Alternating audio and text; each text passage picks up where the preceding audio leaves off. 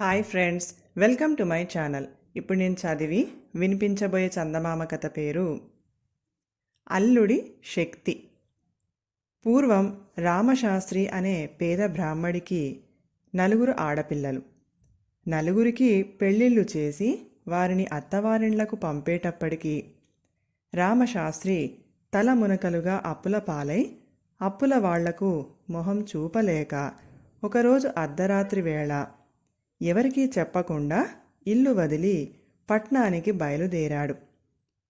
చీకటిలో అతను నడిచి వెళుతూ ఒక ఊరి వెలుపల ఒక పెద్ద మర్రి చెట్టును చేరుకున్నాడు. ఆ చెట్టు మీద కొన్ని వందల ఏండ్లుగా ఒక బ్రహ్మరాక్షసుడు ఉంటున్నాడు. ఆ సంగతి ఆ సమీపంలో గల గ్రామాల వాళ్లకు అందరికీ తెలుసు. అందుకని పట్టపగలు కూడా ఎవరూ చెట్టు దాపులకు వెళ్ళరు. అందుచేత కటిక చీకట్లో తాను ఉండే చెట్టు సమీపంగా వెళుతున్న రామశాస్త్రిని చూసి బ్రహ్మరాక్షసుడు ఆశ్చర్యపడి ఆగు ఆగు అని పెద్దగా అరిచాడు.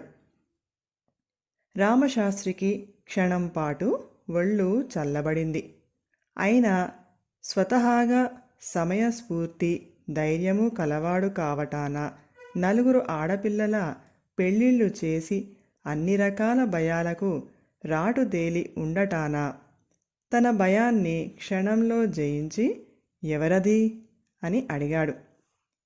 రామశాస్త్రి తన కంఠం వింటూనే భయంతో మూర్ఛపోయి ఉండవలసింది.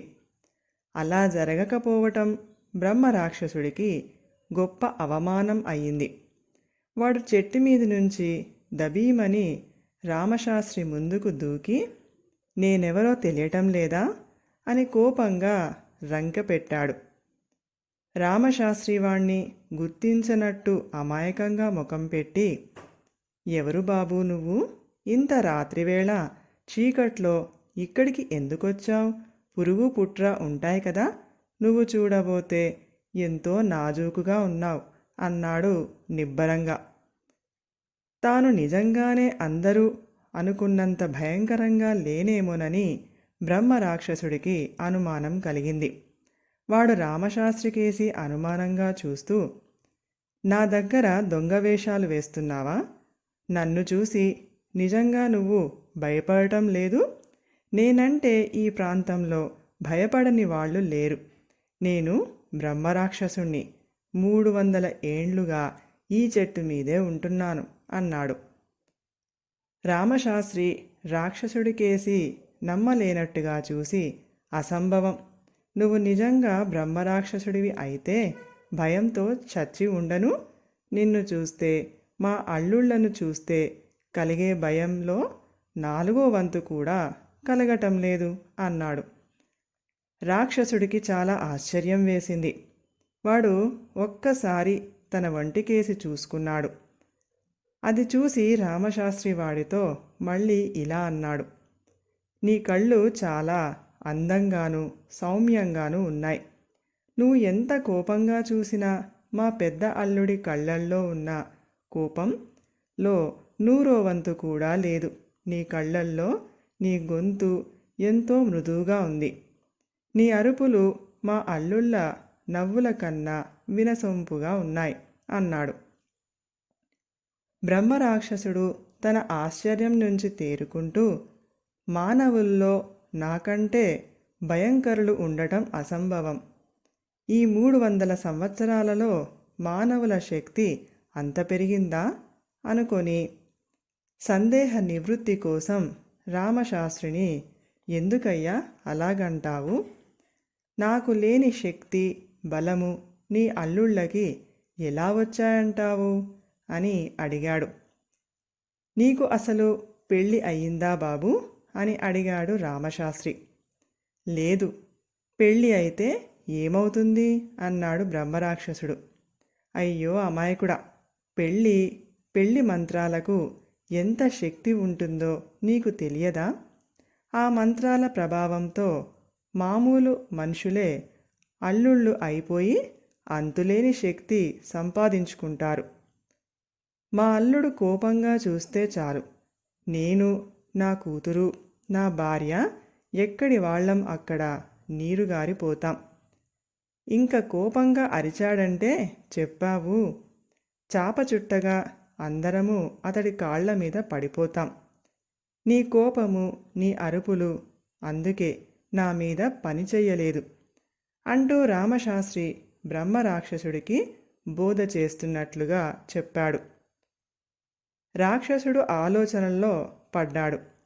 ఈ బ్రాహ్మణి మాట నిజమే అయ్యి పెళ్లి కాగానే మానవులకు అంత శక్తి పెరిగిన మాటైతే తనను చూసి భయపడేవారు లేకుండా పోతారు గనక తాను కూడా పెళ్లి చేసుకొని తన శక్తిని పెంచుకోవాలని వాడు అనుకున్నాడు.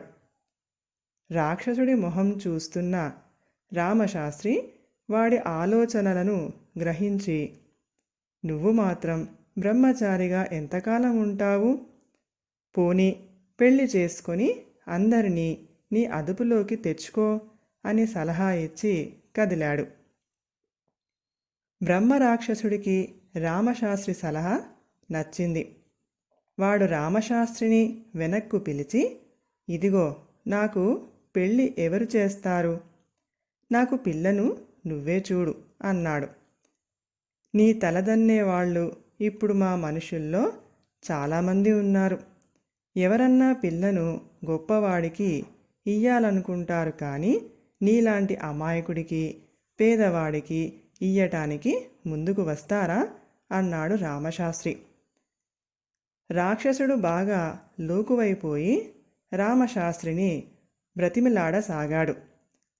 రామశాస్త్రి వాడి చేత చాలాసేపు బతిమిలాడించుకొని, అది అంత తేలిక కాదయ్యా, డబ్బు ఖర్చు చాలా ఉంటుంది. నీ ఇల్లు ఈ మర్రి చెట్టేనంటే ఎవరు పిల్లనిస్తారు అన్నాడు. డబ్బు కోసం వెనకాడకు. పిల్లను వెతకటానికి అయ్యే ఖర్చు, నీకు బహుమతి కూడా ఇచ్చే భారం నాది. పెళ్ళి అయ్యాక ఈ మర్రి చెట్టు వదిలి పెద్ద భవనంలోకే పోతాను అని బ్రహ్మరాక్షసుడు బంగారు కాసులున్న కుండ తెచ్చి రామశాస్త్రికి ఇచ్చాడు. రామశాస్త్రి సరేనన్నట్టు తల ఆడించి, కానీ ఒక షరతు, నేను పిల్లను మాట్లాడేదాకా నువ్వు ఎవరికీ కనబడకు. పెళ్లి కొడుకు కాపురం చెట్టు మీద అని తెలిస్తే వచ్చే సంబంధాలు వెనక్కుపోతాయి. నిన్ను చూసిన జనం నువ్వు బలహీనుడివి అని ప్రచారం చేసినా ఎవరూ పిల్లని ఇయ్యటానికి రారు. ఎంతో మేటి మనుషులు ఉండగా పిల్లను తీసుకుపోయి ఒక బ్రహ్మరాక్షసుడికి ఇయ్యటం పరువు తక్కువ అంటారు అన్నాడు. బ్రహ్మరాక్షసుడికి రామశాస్త్రి మాట నచ్చింది. తాను పెళ్ళి అయ్యేదాకా ఎవరికంటా పడనని రామశాస్త్రికి వాడు మాట ఇచ్చాడు. వాణ్ణి అటు తర్వాత ఆ చెట్టు మీద ఎవరూ చూడలేదు. ఆ చెట్టు మీద ఒకప్పుడు బ్రహ్మరాక్షసుడు ఉండేవాడని ముసలివాళ్ళు చెబితే పడుచువాళ్ళు మీవి అన్నీ మూఢనమ్మకాలు అనేవాళ్ళు. రామశాస్త్రి బ్రహ్మరాక్షసుడు ఇచ్చిన బంగారంతో ఇంటికి తిరిగి వెళ్ళి అప్పులన్నీ తీర్చి, అల్లుళ్ళ గొంతమ్మ కోరికలు అన్నీ తీర్చి మిగిలిన డబ్బుతో హాయిగా బ్రతికాడు. కథ సమాప్తం. ఈ కథ కనుక మీకు నచ్చినట్లయితే ప్లీజ్ లైక్ చేయండి, షేర్ చేయండి. మరిన్ని మంచి మంచి కథల కోసం మా ఛానల్ని సబ్స్క్రైబ్ చేసుకోండి. Thank you.